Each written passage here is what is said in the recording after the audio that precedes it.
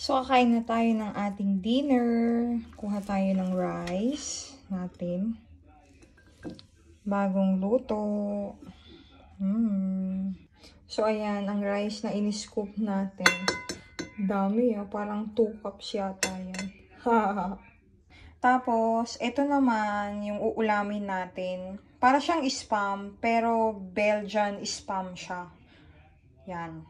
Tapos, sasamahan ko ng stir-fried kimchi. Ang brand niya ay Jonga.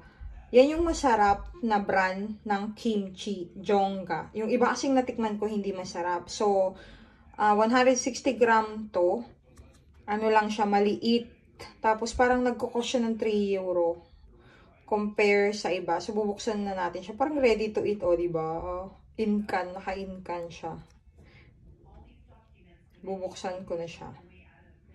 So, ayun yung itsura niya nung nabuksan siya. Sasalin ko lang dito sa maliit na lalagyanan.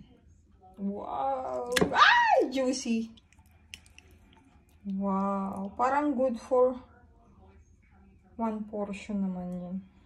Dami, diba? Ang bango niya. First time ko makatikim ng stir-fried kimchi. Mostly yung regular kimchi lang. So, hindi ko alam kung anong lasa niya. So, kakain na ako. Let's eat, mga kapango. So, ayan. Naka-ready na. 3 slice ng Belgian spam. And ang ating stir-fried kimchi. Let's eat, mga kapango.